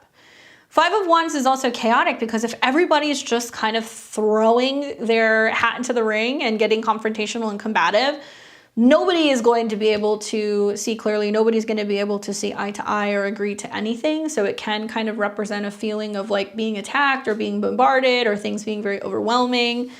What's funny is the confirmation card that jumped out for you first was the 2 of Swords. So I wonder if this is about you going, do I confront somebody? Do I say something? Is now the time? Is it going to be too confrontational? Am I going to stir the pot? Am I going to create a problem? Or maybe intuitively you're feeling like if you do say something, these things are going to happen, okay? I mean, I got to tell you, you know, it's like, is there a good time to handle some of these things? Whether that's quitting a job, changing a relationship, telling somebody how you feel, you know, making some really difficult decisions. Also in regards to resistance. I mean, I think a lot of what the eclipses are going to teach us, because Scorpio is about detoxing and it's in opposition to Uranus, is don't resist some of the toxic stuff that's coming up, right? Scorpio moons will tell you that. They're going through that all the time, processing. So when we have an eclipse that's in Scorpio, it's like, you know, some of the stuff that comes up has to be dealt with. If it isn't dealt with, then it can harbor in our bodies and create some issues for us mentally, emotionally, or physically. So I look at this 5 of Wands as being like, when is a good time to combat this issue or to talk to somebody about this thing? Like, you know, should I be avoiding any conflict? And the truth is that we're already in the eclipse energy. So anything that's already been coming up the last 2 weeks, you're already in it. It's going to go clear all the way to the end of May. So even if you try not to do anything immediately on the eclipse, it looks like there is still going to be this feeling of wanting to say something. We're going to deal with some people who are going to be resistant to change and kind of combative, right? So marinating on, okay, do I say something or not? I would say inevitably it may come up or you may have to work through some of these things, but don't fight it. Do not resist it. That is the key here. Good luck. Hopefully that's helpful. We've got Sage Moon or Katie. I'm feeling like I just can't win at work. I feel like I deserve more recognition than I get, and I seem to figure out why I can't seem to figure out why I'm overlooked for opportunities. What or who is blocking me? FYI, I'm a Capricorn with a Pisces moon and rising. I got you. No worries. So Pisces moon and rising, and you know, now Jupiter is moving through your 2nd house, right? And you're going to see eclipses that are going to be in your 2nd house about making more money. Jupiter is your OG chart ruler. At the time of the eclipse, it's invisible, so it'll hit those degrees in mid-May and then again in July. And that can bring more money in.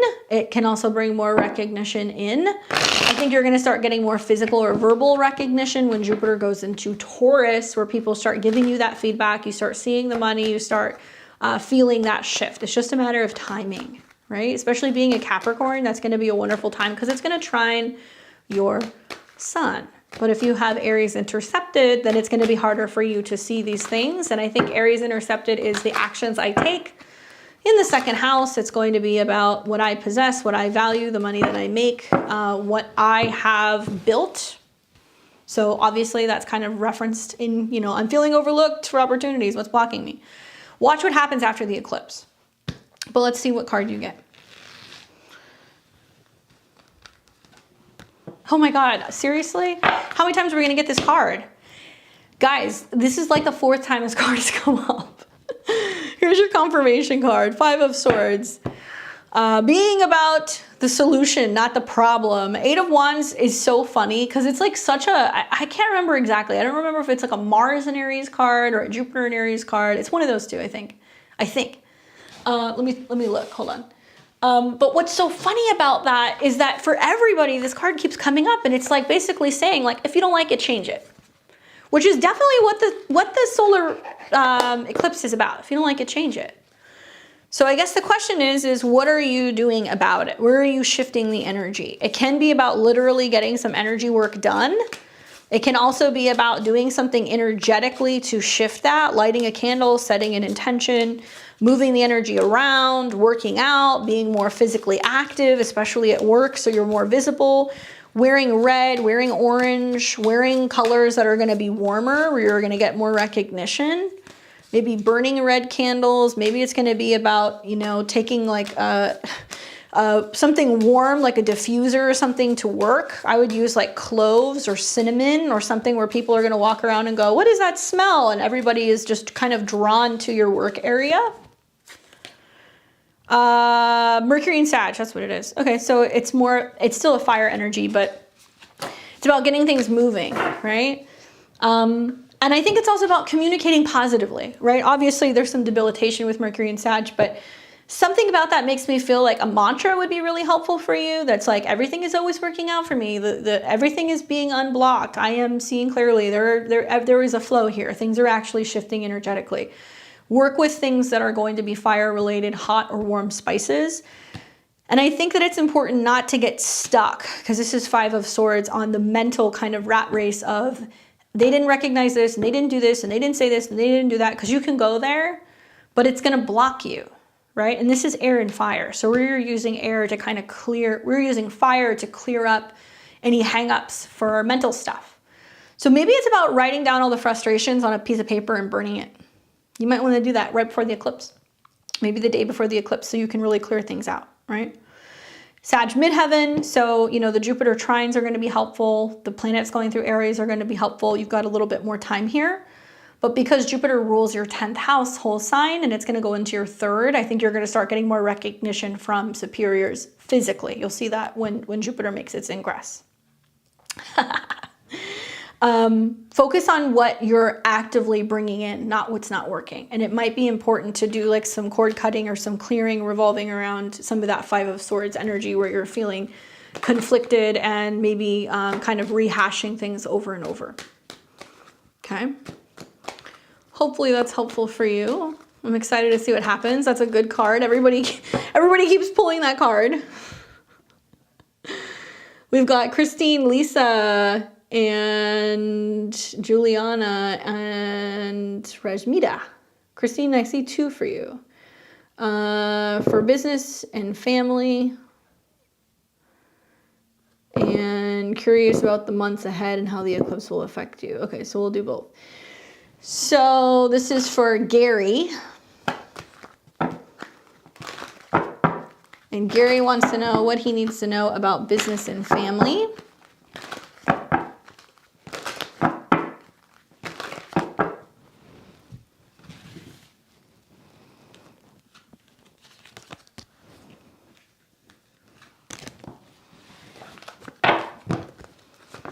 In this order.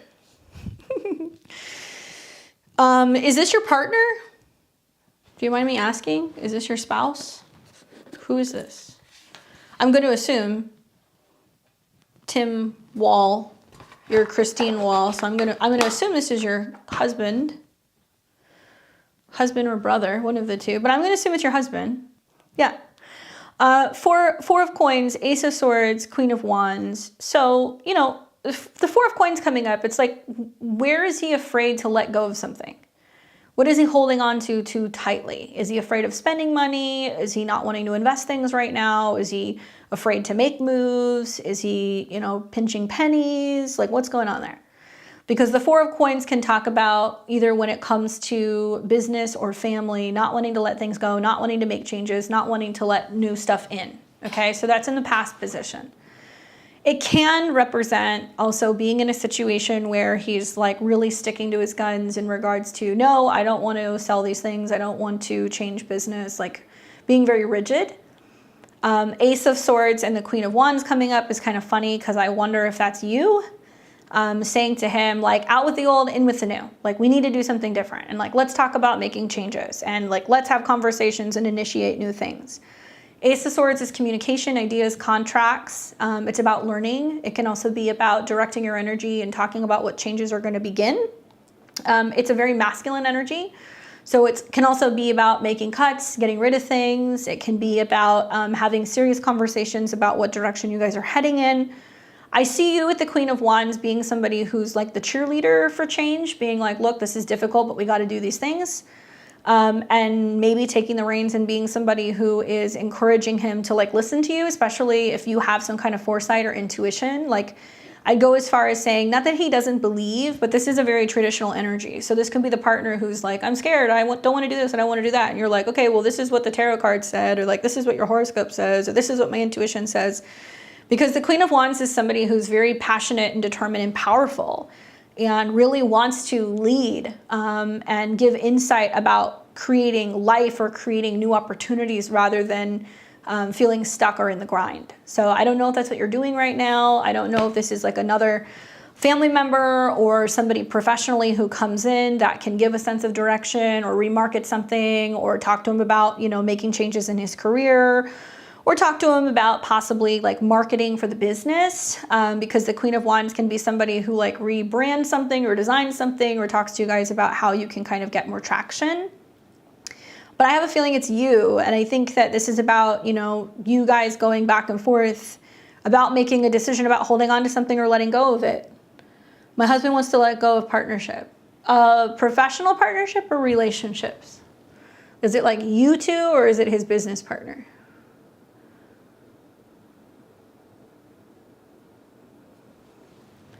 Because if it's a business partner, if it's not you, I kind of get the impression that this is going to be like him going back and forth going, okay, I want to let it go and sever it, but what about the money?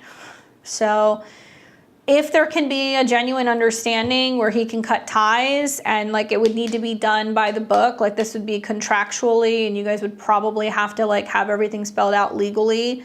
You may also have somebody who's like, that's fine, I want to, you know, redirect something or make changes in this anyway, but he's going to be really adamant about getting what he wants out of the business. So that Four of Coins is like, if I don't get what I want, I'm going to hold on to it, like very rigid. And I would just say to him, it's going to be all about how he communicates this, you know, with another person. So be very mindful with how you express this to this other person. I do think that there is a way for you guys to, you know, be able to talk about it. But the problem is like, Queen of Wands being in the middle is either going to be you or it's going to be him going back and forth with another person who's going to be really adamant about what they want. Problem is the business partner is our brother-in-law. Oh, okay. Well, I mean, here's the deal. If there is a way for you guys to make it work financially and you get what you want, I don't think there's going to be a problem because the Queen of Wands talks about being able to transform the business as it is or being able to transform the relationship. But like I said, I think your husband's going to drive a hard bargain. So with the Ace of Swords, it can be about really figuring out what his bottom line is and what he wants before he decides to initiate having this conversation and really talking about going through the separation. Confirmation is the Seven of Swords. So I really feel guided to tell you, like, there's no just shaking hands and making deals here. Even though it's family, there needs to be a sense of a real solid understanding, nothing sneaky, nothing sly. And like, if you guys are going to part ways, then it all has to be done like legally and by the book. Otherwise, that Seven of Swords can indicate that there's some stuff comes up where it's not exactly, you know, fair, or there are some things that happen that make you kind of like realize like, oh, we can't trust him. As much as I hate to say that. So that Ace of Swords is making sure that you have everything done appropriately and contractually. And maybe it's a matter of having somebody else there who's privileged to all the communication and conversation. So it's not one person's word against another, right? And then your question was, I'm curious about the months ahead and how this eclipse will affect me in general. The business will still continue if you guys part ways. If you guys stay or you part ways, the business will still continue because the Queen of Wands coming up was saying that it's going to continue on.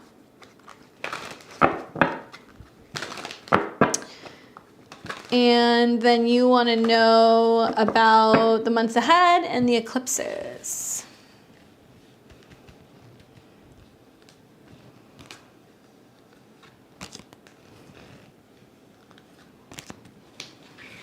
Ooh, interesting energy. Three of Cups, the Devil, the Empress.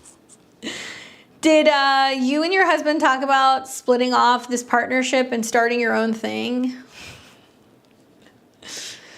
Three of Cups talks about three being a crowd. It can talk about, you know, you and him and another person. It can be talking about like celebrating some kind of positive shift or something that you guys are completing.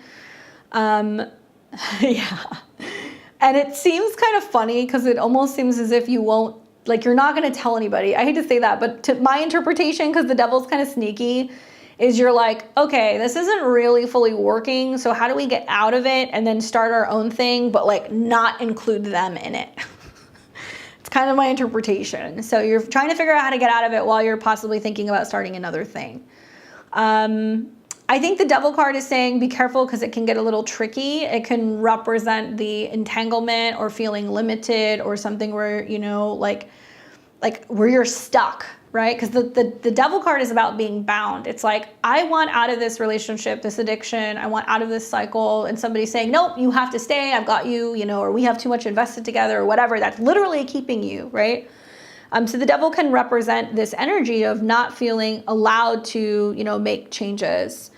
And then the Empress comes up, which is a very positive card. This is another major arcana card. It's a better way to end the reading because I feel like maybe this is also talking about you being like, man, I'm stuck in this dynamic where it's like me and my husband and my in-law, and like, I just want out of here. And it can be about you in the process of trying to figure out how to like work your way out where you have your own thing, whether it's just you or you and your husband. And the Empress also talks about like mothers, mother figures, motherhood, mother-in-laws, like watch for that. There could be some tricky stuff that can come up with these people who could actually show you like a different side of them. We've been feeling sneaky with our brother-in-law, yeah.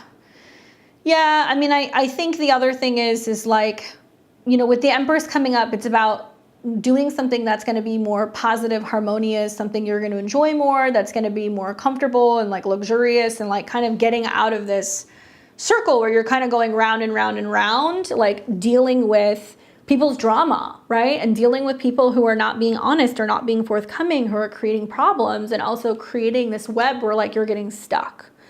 So if you want out of that, then I think the Empress is like, okay, what can I start doing on my own or separate from this? So that way I have like a place where I can kind of launch to get out of this situation. March through December is the time period, so it just recently started. It might be something that you're working on all the way until the end. Be careful with getting too entangled with professional relationships because the Devil does talk about professional relationships. And I would also say be very careful with where people are telling you what you can and cannot do, or that you need them, or that you can't do anything without them. Like anytime that stuff's coming up, that's like the Devil basically popping up, trying to kind of bring you back in and make you feel limited in this dynamic. And the Empress is always going to talk about life, growth, harmony, and pleasure. And the Devil and the Three of Cups is kind of like misery loves company. So it might be, you know, a better opportunity for you to start thinking about what you can be creating rather than, you know, what you kind of already have been in recently. Hopefully that's helpful for you.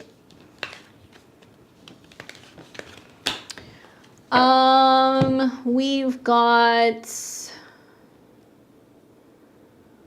Lisa, Juliana, and Rasmita. So Lisa says, Gemini Sun, Aries Moon, Scorpio Ascendant. Want to focus the next few years on traveling as much as possible instead of having kids, saving for a lifelong dream, 3-week Japan trip in the fall, needing to supplement current income, expenses have been lowered, may try selling on Etsy, but open to other avenues. What can best serve me to make my travel dreams real? Wow, Jupiter's on your moon, so you want to travel. Jupiter is in your 6th house right now, so it's work, work, work, work, work. It's going to be like that until about mid-May. Saturn's in your 5th house of creative endeavors and finding ways to be able to maybe start an online business because it's your 3rd house lord of something that you're creating. So I like the idea of Etsy. Especially if you can do anything like creative or anything that's like about design or anything like that. But Jupiter's going to be on your moon just briefly. It's getting ready to leave if it has not already. And as a Gemini sun, you know, Saturn in Pisces is all about like career related things. So being that Saturn's going through your whole sign 5th is how do I create my own business and find a way to be able to make it possible for me to travel more full time. So you're asking all the right questions. And it's your Jupiter return. That's extra sweet. Okay, so let's see what the cards say for you in regards to making this possible. In this order, 9 of coins, 4 of coins, the Emperor. Interesting. You know that with Jupiter going into your 7th house, it is going to be about relationships. Jupiter is the traditional ruler of your 5th. So if you're in a relationship, it's about figuring out how to do this with the support of a partner or bringing in clients. That's the other way that I could look at it. So finding people who would need your services, finding people who would buy your products, and then being able to provide that. But it can be about relationships and doing something with a partner, okay? We've also got the 9 of coins coming up, which is like independent, self-sufficient, being able to focus on giving yourself everything you want. You're used to doing that and working hard to be able to provide the lifestyle that you want. But where you're at right now with the 4 of coins is like, oh, I'm not holding back, but you're being more cautious or you're being more careful with your spending. Which I think is smart actually, to go from the 9 of coins to the 4 of coins, being like, instead of like splurging, like how can I save so that way I can do more of the things that I want to do. I do think you can go on the trip in the fall. I do think that with the Emperor coming up and the fact that, you know, you're with somebody who has a really strong Mars signature, it's about what you guys are doing together, right? The Emperor can also be about a business that you start on your own and like taking the initiative and being like, this is my thing. Intuitively, I feel like you have to ask yourself, what are you good at? Like if you've got transits going through your 5th house in Pisces, you want to do Etsy, you can. It depends on what else you got going on in your chart. I think being an Aries moon and that moon belonging to your whole sign 6th, it does tell me you want to watch for overworking. And it does tell me that it would be smart for you to create things for people to be organized or stay organized or to stay on task or to feel that they can reach their goals. So I wonder, like, could you create, you know, like PDFs and stuff that are to-do lists and organizational lists and things that are motivating, and so people can track their expenses and their spending and their food and, like, you know, and their health and other things, and like, does that become a business in itself? Because that's something else that you would be really good at, having an Aries moon in the 6th. Or a client-based business where you can be working with people regularly and coaching them and motivating them. That's another option. But I think with the Emperor coming up, I don't think it's going to be just you. I think it's going to be you and your partner being like, okay, cool, what are we going to do, right? And that's the lesson also being a Scorpio ascendant with the eclipses. You've got eclipses in your 1st and your 7th house. So it's going to be about, okay, what are we building together? What are we creating? The very first solar eclipse is coming in your 6th house. So it's going to be the beginning process in April of being like, this is this thing that I'm going to be building. This is what I'm initiating and creating. It will probably take you until the fall to see it all the way through. But I like the idea with, you know, planets going through Gemini, planning something, maybe doing something right around the eclipses in the fall, and just really focus on that Emperor card. I mean, I would meditate with it, put it as a screen backdrop for your screensaver on your phone maybe, and channel that energy of Mars and really work with Mars, especially since that's your ruling planet and you want to be watching where Mars is going. Now, in the summertime, when Venus goes retrograde in your 10th, it's going to be a time where there is a huge shift where you're reworking how you are professionally, right? So Venus is about relationships, art, love, and it'll retrograde in the 10th. So for Scorpio risings who are partnered, it's going to be a more challenging time because it's going to be about some shifts going on with your relationship and how that affects you professionally. So my advice is make it your business. Make it your business. Don't get the partner too entangled. You guys can work together. He can help you, but it's got to be your thing.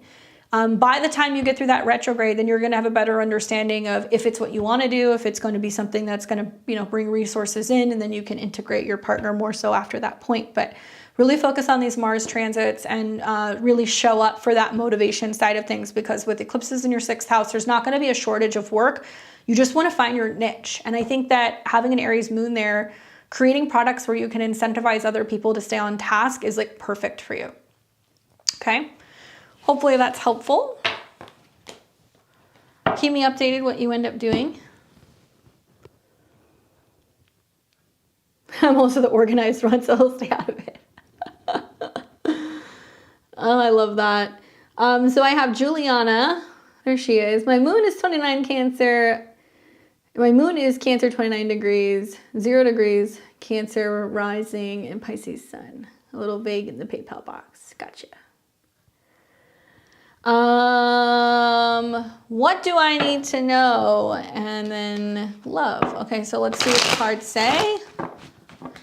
And then Rasmita, you're next. You're the real MVP. If you guys have not already, will you do me a favor and give me a thumbs up on the stream? I appreciate it. It really helps with the video and the traction by giving me those thumbs up. So this is for Juliana asking, what does she need to know? What about love? Well, in that department, justice is coming up, which is very interesting. This is going to be a theme everybody's going to be dealing with a lot, especially being a Cancer rising. You know, the solar eclipse in Aries, it's going to be in your 10th house. So it's going to be about where you're taking action in regards to your career and responsibility. It's in polarity to what will eventually be a South Node in Libra in the 4th. And it's all going to square Pluto. So what you're learning is to find more balance and be taking more action and feeling much more like an authority figure when it comes to your own life. So your work, your direction in life, your assertiveness, and not allowing relationships to get in the way, right?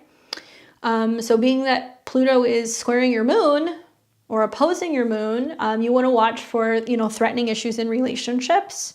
You want to watch for relationships that are out of balance. And when I look at the Justice card, the South Node eclipses that are going to start going through your 4th house is going to be clearing out relationship past and where there's been imbalance in friendships, relationships, family members, things like that. So you might be asking about love. And while the Justice card is a card that's about love, it's also about saying we got to restore the balance before we can bring something in. Right? And so if you have your rising at 0 degrees, your North Node is at 0 degrees, these are cardinal axis points, which basically means they're very potent. So you're going to see that your nodal return won't actually happen until next year. So actually, no, the beginning of 2025. It won't be until the North Node is at 0 degrees. So you're not having your nodal return for a while. What you are going to see is that the nodes are going to be squaring your ascendant. So it's bringing up the theme of your moon. It's squaring your moon. So it's how do you feel versus other people, which is so much the Justice card. It's like, are you getting what you need in relationships with others? Or other people throwing you off track? Are you feeling imbalanced because other people are kind of bringing their, you know, drama in, stuff like that. So yeah, nodal return is going to be the beginning of 2025. But right now I'd be more focused on the fact that the nodes are going to switch signs and they're going to square your, 29 degree moon, and they're going to square Pluto, which tells me that it's all about career and taking action, listening to your intuition. Any relationships or things that are out of balance, especially within relationships and family, these things need to change. The square to Pluto in your 7th is going to be interesting because that also is going to be about whether or not you're icing out relationships that have been haunting you or are not working, and it can bring in very powerful unions, right? So it's all about work, career, being the boss of your own ship, knowing with that Justice card when to be like, no, thank you. It's not good enough. This isn't good for me. I got to look out for myself. And the more that you're doing that, you're going to find that the right relationships will show up, and it's going to be people who are going to honor your assertiveness, and they're going to listen to what you have to say. Watch for obviously also the transits that we're going to have in Libra. Hopefully that's helpful, but yeah, it's all about you being in charge right now. Anytime you have anything at 29 degrees, it's a pivotal degree. So the fact that the North and the South Node are squaring your moon, and the moon is your chart ruler, and Pluto's on the polarity of it, it means you have to listen to your gut, you have to listen to your intuition, because there are going to be some people who are going to come in that may not be best for you, and you have to know how to say, no, thank you, not today. Hopefully that's helpful. Let me catch up on my comments. Aries North Node. That's cool that you have your North Node at 0 degrees. Marianne, I just found your work this week. I love your astrology videos. I'm impressed with your tarot readings. You incorporate astrology, one card readings. Well, thank you. I appreciate it. Thanks for stopping by. And I'm glad to hear that you're working through that healing. That's a lot, Juliana, but you're on the precipice of change.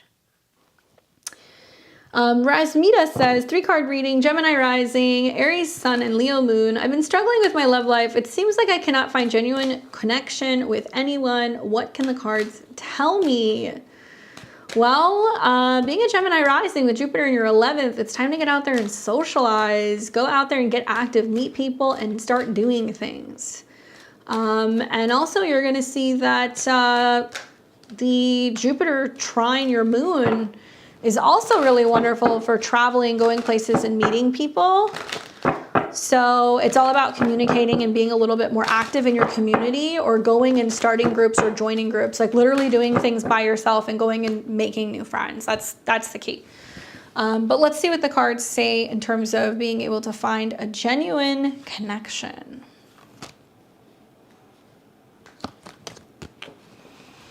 Ooh, I have good news for you. 2 of Cups, Star card, and the Moon.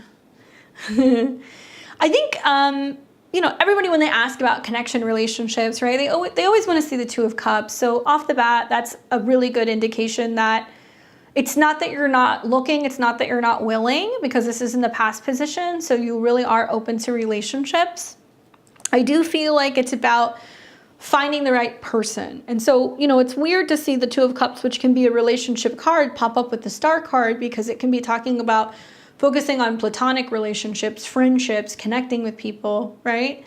Being that you have your moon in Leo, I think that the moon being connected to your 3rd house and, Jupiter in the 11th trine your moon is going to be about, just learning how to communicate and connect with people and meeting people and talking, and not being like, I have to find a partner, like being open to platonic relationships and letting love grow.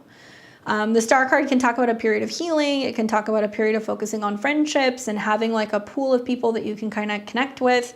The Star card does talk about the healing after a difficult situation. So if in recent years you've been disappointed in connections, or you've gone through breakups, or there's been things that didn't pan out, you've gone through that healing process, and it seems like you're really tuning in subconsciously with the moon and kind of going like, I have this feeling that something's going to come, but I can't quite see it yet. Meditate, pay attention to your dreams. The moon might be talking about literally when we have lunar eclipses, full moons, new moons. It might also be talking about like the June, July period when the sun goes through Cancer.